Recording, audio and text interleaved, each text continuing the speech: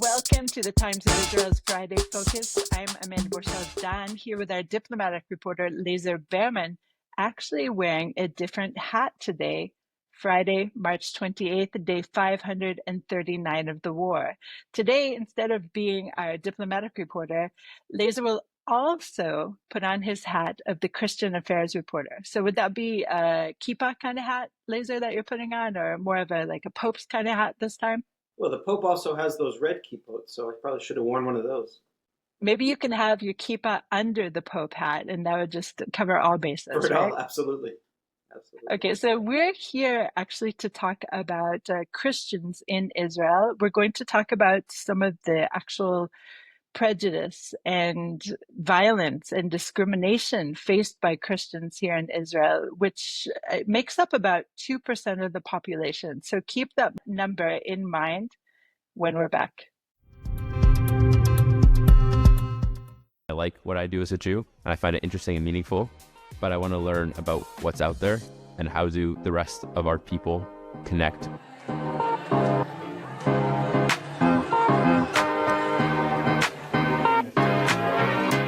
You come in knowing some things, but nobody here knows everything, because everyone has had puzzle pieces, and together we kind of make up this whole larger puzzle. I think the Hartman Fellowship has impacted me as a Jewish leader more than any other Jewish program that I've done, because it's sort of broadened my horizon on what exactly it means to be a Jewish teen and what sort of Jewish teen learning looks like.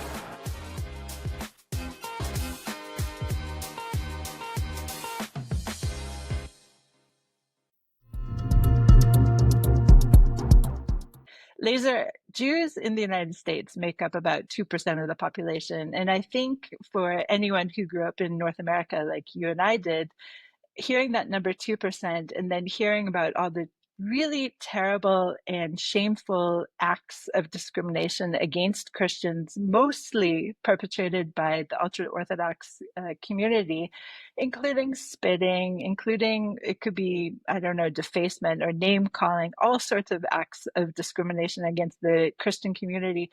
Don't you think that hearing that 2% number, which is basically the population of Jews in the United States, if not North America, that kind of sets the stage in a way for any of our listeners who are listening from North America to understand what a minority population Christians are in Israel?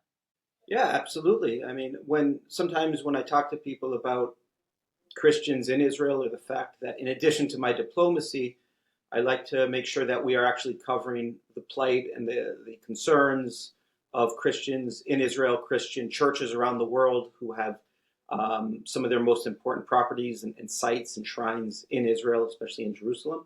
And they ask me, why does it matter? There's plenty of reasons why it matters. We can go to diplomatic, we can go to democratic, we can go to religious reasons. But I think a very easy one to grasp is, given Jews' experience when we were the minority, usually amongst a Christian majority, and anyone that knows anything about Jewish history knows that generally, or quite often, there was all sorts of discrimination against Jews at best and genocidal violence at worst. And now we're in a unique situation where we as Jews are the majority. We set the tone. We decide what laws and what general society is going to look like. And there are several minorities, but you also have a Christian minority. So this is a unique situation, which hasn't been the case in 2,000 years, where you have a Christian minority within a Jewish majority.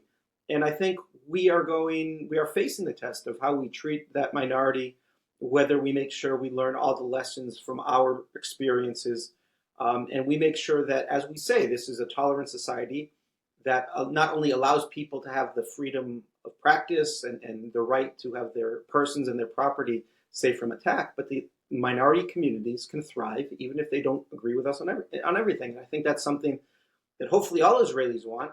I know that it's something most Israelis want, but we have to pay attention to what these communities are saying and what we can do to make this country fit more closely to the ideal that we have in our minds. Right. And there are many, many, many different kinds of Christians who have churches here, who have some kind of headquarters here, especially in Jerusalem, where we're sitting right now in our Jerusalem office. And I think it's confusing in a way to try and piece together why this is taking place at all. especially to me, the idea of religious Jews spitting on Christians, the very fact of spitting, which I find so incredibly disgusting, the idea of spitting on a person. So what I heard, I don't know if it's an urban legend or if it's actually true, is that in rabbinic literature, there are actually halachot, or at least dictums by the rabbis to spit on the idolater. And is this where it's coming from, Lazar? When people want to find justification for doing these types of things, and they want to claim, as in the past you had an Otzma Yehudit Knesset staffer say publicly that this is something that Jews do based on halakha, he was swatted down by a range of rabbinical sources. But yeah, when they want to root it in there, they say very simply, Christianity is idolatry. There are sources that want us to spit at idolatry, and therefore we have to spit when we see crosses in the Jewish quarter, in the Old City, and we walk by churches.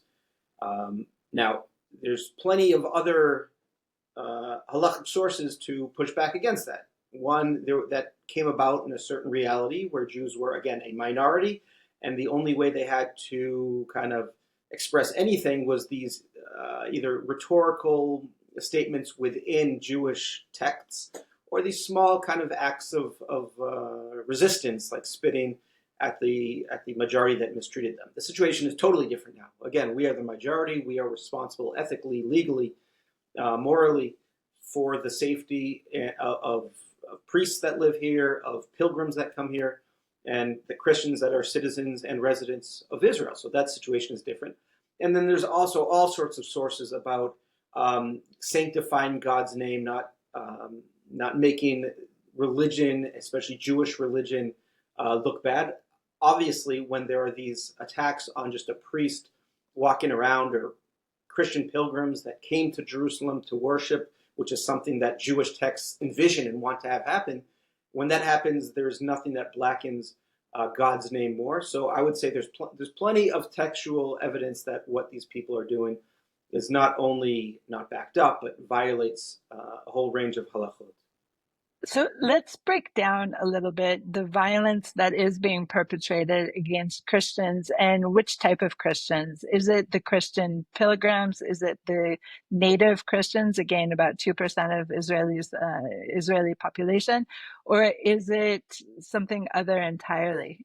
Good question. So it's not like there are mass, physical assaults on the street, or, arson, or those type of attacks, right? Christians live in Israel, visit Israel, worship Israel, and are safe doing so.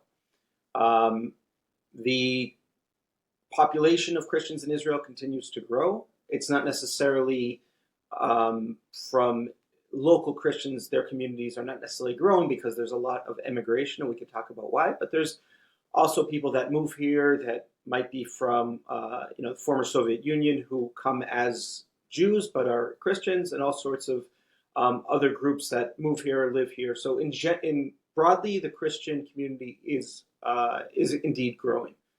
I just want to add one thing to what you said. You said who come as Jews. It's quite possible that they came on the law of return, which means that one of their grandparents was Jewish, but it doesn't necessarily mean that they are claiming they're Jewish. No, just that one of their grandparents was Jewish, and then of course they're granted citizenship here, even if they are not Jews themselves. Right, and then there are other Christians who marry Israelis, so then they gain citizenship as well. So there's different ways where it's not necessarily the local communities that are growing. But if you ask Christians, and there's been polls about this, including one from the Rossing Center, especially up north, whether they feel safe here, whether they feel integrated, you have very, very high numbers that say yes. Though there have been attacks on Christian sites in the north, it's generally focused, really the hot spot is Jerusalem, especially the Old City. I mean, Jerusalem is the center of the world, obviously, and the Old City is the epicenter of the center. So that makes a lot of sense to me. Before we drill down into Jerusalem, I just want to talk a little bit more about the communities in the north. And these are more of the indigenous communities, as it were, meaning people who have families who have lived here for generations and generations. It's mostly not the Catholics, if I'm not mistaken. It's mostly some of the Orthodox traditions, the Syrian or the Armenian even. Do you know, Lazar? Yeah, mostly, generally Palestinian Christians, whether they're Israeli citizens or in the West Bank, are Greek Orthodox is the biggest sect. You also have significant number of Maronites. There are some Roman Catholics, some Armenians, but generally it's Greek Orthodox or Catholic are the major denominations. Okay, so let's talk about Jerusalem. And anyone who hasn't been here, well, number one, should come. But if you have been here and you can cast your mind to the old city, you'll know immediately that there's so many different traditions being represented within the old city, and there's no one place that really encompasses them more than the Holy Sepulchre Church. And even within that church, there's something like, what, a dozen different traditions sharing the space? Is that right, Leza? I believe it's 18, but there are five dominant ones. But yeah, there are many different sects, including, let's say, the Ethiopians, who only have the roof.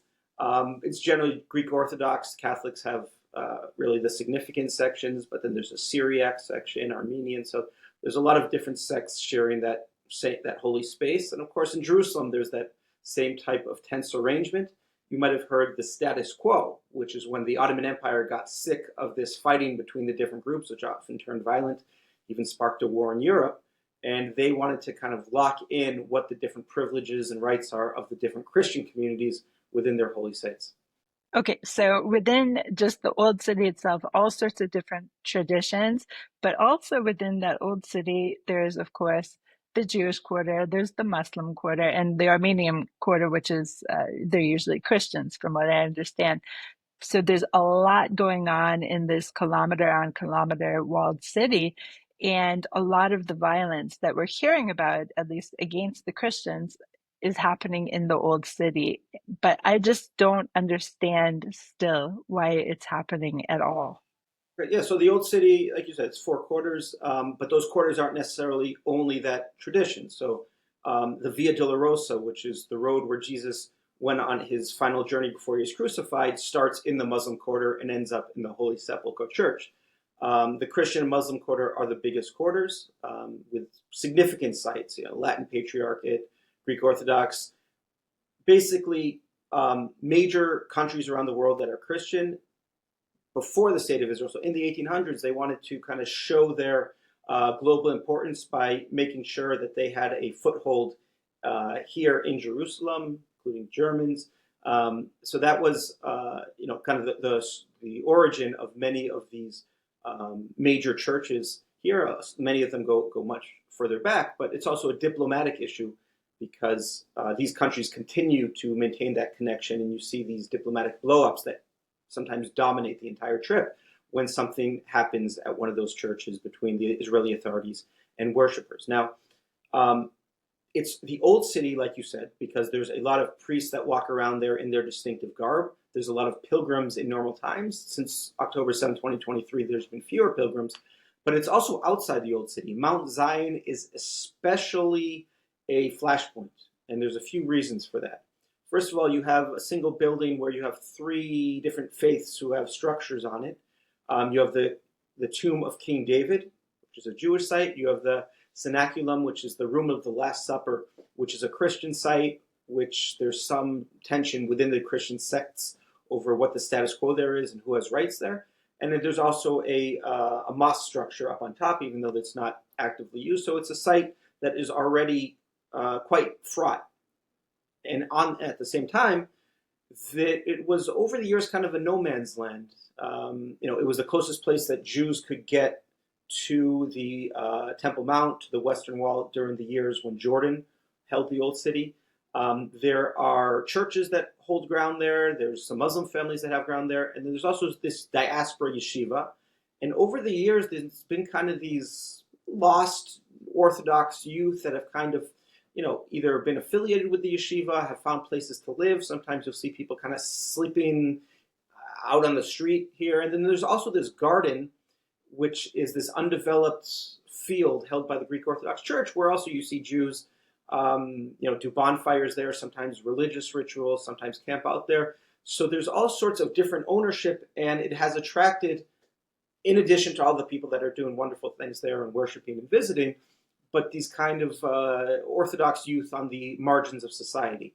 And recently, there's been a rise in the desire and also the willingness to carry out what might seem minor attacks, spitting, maybe a couple of words, but when you add them up, it creates this environment of squeezing out the comfort of Christians here. So when they feel like whenever they have to walk around, they have to be on their guard that someone might spit at them, toward them, might say something, that does not make them feel, first of all, welcome, and also doesn't make them feel very safe.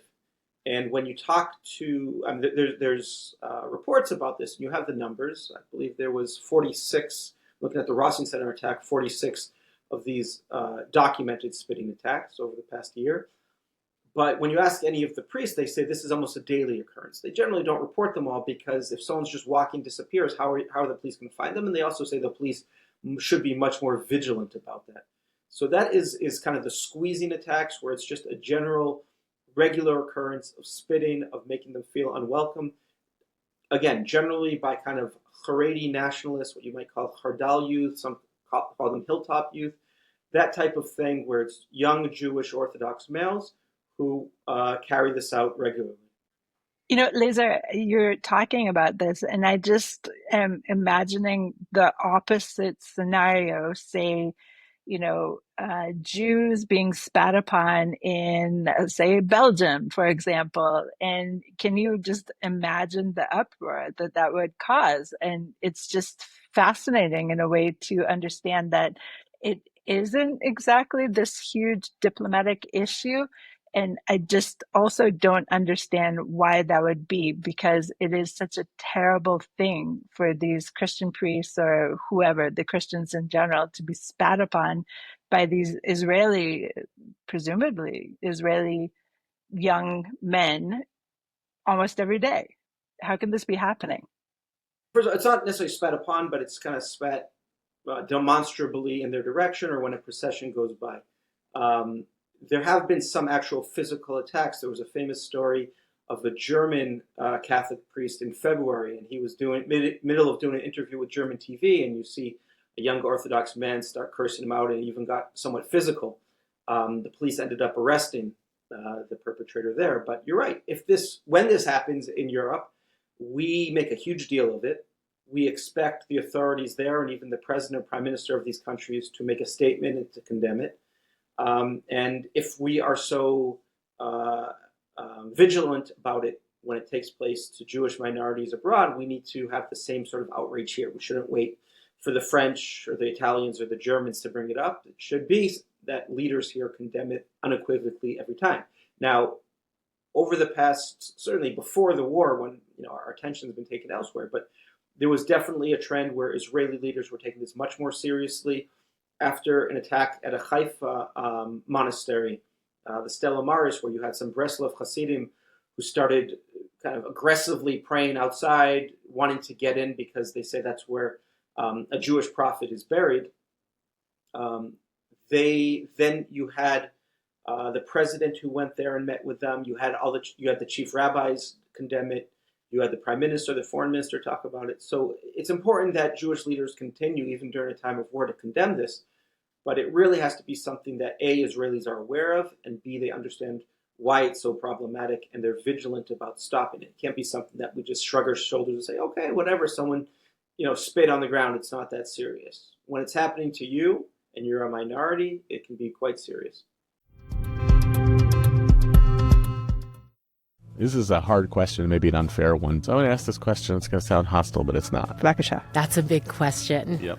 Hi, everyone. Welcome to Identity Crisis, a show from the Shalom Hartman Institute, creating better conversations about the essential issues facing Jewish life. What I try to do with my podcast is my guest is my guest, and my job is to create the best version of a conversation on the issues that guest is coming to talk about. I'm honored today to be joined in conversation by Yair Golan. I've found Yair to be a surprisingly straight shooter. I really appreciate that I'm joined here today by Noah Schroyer, a legal advisor to the ICRC. Rula is here together with me at this conference, one of several Palestinian citizens of Israel participating in this effort. Thank you, Rula, for joining in this conversation. I'm eager to have you on the podcast. We're actually talking to each other and not just... Thank you for this. Thank you. I will surely agree that this is one of the best conversations I've had in a long time. Listen to Identity Crisis with Yehuda Kurtzer, wherever you get your podcasts.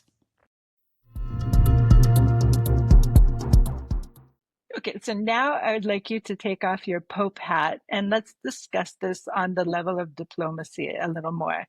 And you and I discussed in one of our first Friday focuses. Friday Nice. foci. We'll say foci. One of our first Friday foci, we were talking about Israel and also more broadly the Jews' relationship with the Catholic Church. And as we know, the current Pope, who is now out of the hospital, the current Pope is not necessarily proven to be such a strong ally of Israel during this war. And I just wonder if potentially this, snowballing of all the attacks against his priests could be playing some role in this. I think there's deeper reasons that go back to the way he was raised and his priorities around the world that lead him to take some of the positions he has on Israel, on the war, even on the relations with Jews in general. And it's not necessarily only Catholic priests who are being attacked, but in general, it certainly affects our relationship with these major churches. Again, these are organizations that have sometimes over 1 billion, but certainly hundreds of millions of followers. Our closest allies in the world are Christian countries. When countries like, especially from Europe, when they come to Israel, part of the diplomatic agenda is the fate of local Christian communities. So it's certainly true with France, Italy, Spain, and other countries as well.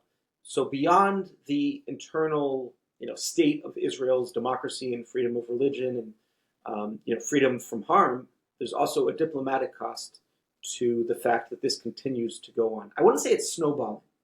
It's persisting.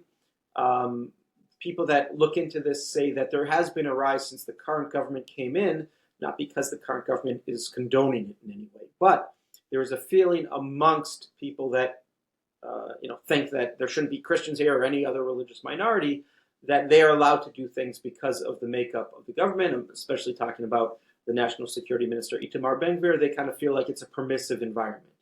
That's the claim made by some of these experts that study this topic. So it's not a snowballing effect. It's not like it's getting out of control. The police are certainly aware of it and deal with it, and they have their own claims. They say whatever it's reported to us, we handle it. It has to be reported to us, or else we can't do anything about it. And they have done a number of types of operations and new types of deployment to deal with this. But there's proof is in the pudding, right? It's not being stopped entirely. There's also some claims I'm a little less sympathetic with.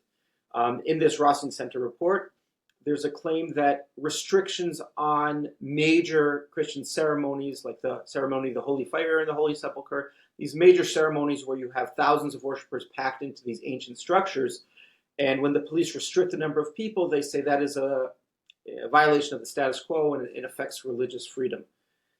This really started being restricted after that terrible Meron disaster, where there was a massive religious festival, not a lot of control, and afterward there was an expectation that the police and the fire authorities would really be careful and make sure that all the proper permits were given, and they're doing that not only for Jewish ceremonies but also for Christian. So to say that comes from a place of religious prejudice, or is even effectively religious prejudice, I think is a step too far. However, it does point at the need for open and ongoing dialogue between all the parties involved to make sure that everyone understands what the needs are, and a way to do this in a safe way, but one that doesn't leave religious minorities feeling like they are not able to carry out their sacred services and some of their most sacred observances in Jerusalem, in Israel. You began talking about how the Christian community here in Israel is basically at the same level, but that the, shall we call it, native Christian population has actually migrated. And that's, of course, true throughout the Middle East, not just in Israel. And it's potentially true that in Israel, the Christian community is even more stable than it is elsewhere, such as in Iraq or Syria, etc. So talk to us a little bit more about this migration of the native Christians who have been living here for generations.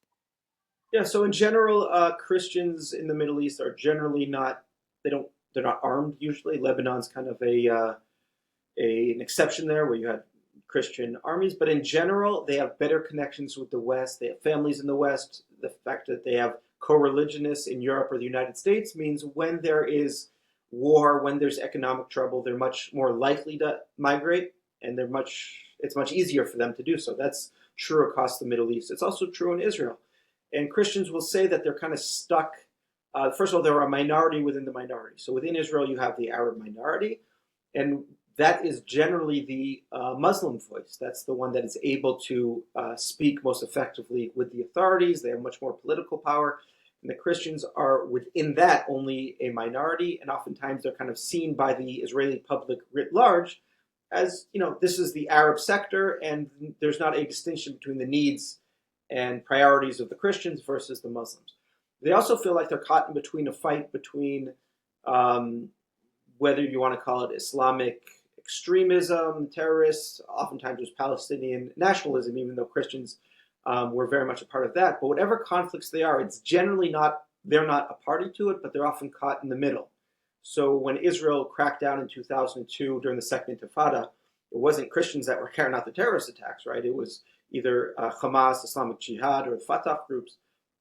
But that affected a lot of Christians as well. When there is a security barrier that's put up through the West Bank, that means Christians in the West Bank are cut off from their churches and their communities in Jerusalem. And they'll feel it now as well when, the economy, there's a downturn even within Israel. And when there's tensions and it doesn't feel like communities are necessarily, there's not that same sort of feeling that they're all in the same boat or that same feeling of comfort with each other, that is also something that can affect the desire to emigrate. And very high numbers, I think it's around 50% of Christians in the North are saying that, especially young Christians actually, are saying that that's something they consider, for economic opportunity, for safety reasons. Again, it's not like we're Iraq or Syria or even Lebanon where there is going to be real danger of violence and being uprooted. But these are more subtle things that they would like to have, economic prosperity, know that their communities can grow and not have there be violence around them. There's also the issue of violence within the Arab sector. Oftentimes, usually Christians live alongside Muslims. Sometimes they live in mixed cities, but sometimes it's just Christians, Muslims, maybe Druze. And when there are these gangs that we've talked about with these, a lot of the organized crime up in the north is from these Arab crime families, these Muslim crime families. Sometimes there's Druze as well. But if they feel like the police are not taking care of those criminal elements and allowing them to have businesses without paying protection money and things along those lines, that also is a reason that the state is not getting a hold on things that have to do with quality of life, like crime. So all those reasons, again, it's a squeezing, it's a feeling that maybe their future isn't in the region. And if that's so, I think then we are failing as a society. So it sounds to me from what you're saying that the Israeli government, the Israeli institutions, such as the police, are plus minus actually on board with the Christians and trying to help the Christians and trying to clamp down on this violence and prejudice against them. But it also sounds to me like a lot of work needs to be done, perhaps among other religious leaders. And I know throughout the world, there are always coexistence efforts. And in North America, obviously, it's extremely popular. What is happening here in Israel? Is there any kind of cooperation, for example, between, I don't know, the chief rabbis and the patriarch here or the custos from the Catholic Church? Do you know anything about that? So they're certainly in touch with each other. I don't know if there's any specific initiative that comes from the chief rabbis. The chief rabbis are vocal, but it's reactive. It's when there is a problem, they come out and condemn it, which is important. There are also effective NGOs. There's one that has done great work on, like I said, Mount Zion, getting that place where people are more comfortable with each other, where there is less tension, where if something comes up even innocently, let's say there are Jews who are celebrating, it's a Malava Malka after Shabbat and their music is too loud, it doesn't get tense and spiral into anything. And when there are incidents, everyone knows how to talk to each other. So there are good efforts there as well. But in general, I would say Israeli society feels like it has bigger problems to deal with. And I think most people, if you ask their average person, to say, listen, we have wars, we have hostages now, we have some serious threats around us. We have police that they can deal with that, but it doesn't have to be a national priority. Hopefully there are more proactive efforts. And, the Rossing Center report, which I encourage everyone to take a look at and dig into the stats and into some of the cases as well, they have recommendations, whether it's better education in Israeli public schools about what Christianity is, what the community here is, what their needs are, so they can be familiar with it. It won't be something that is seen as hostile or some sort of weird idolatry. And that the police have better training and are more proactive in making sure that they are preventing these attacks, and when it happens, that they are arresting them, and that local Christians, local pilgrims, and pilgrims as well, know where to go to report this and the importance of reporting any attacks, because when they do it, then it can be properly dealt with, and not to just see someone spitting and say, okay, whatever, that's not very nice, but to understand there's a trend here that they can be part of solving as well. Lazar, I so appreciate this conversation. We're at the end of the month of Ramadan. We're facing down Passover. I don't know if your cleaning is underway. And Easter I've not is, of started. course, I know, I haven't either. And Easter is, of course, around the corner as well. So I think this conversation is extremely timely, despite the war, despite the protests going on in Jerusalem that perhaps some of our listeners heard part of during our conversation right now. So Lazar, thank you so much for joining me today, and Shabbat Shalom. Thank you. Shabbat Shalom. Thanks for listening to the Times of Israel's Friday Focus. Please check out another episode next week. If you have any comments or questions about this or any other episode, please drop us an email to podcast@timesofisrael.com. This episode was produced by the Podwaves. Until next week, Shalom.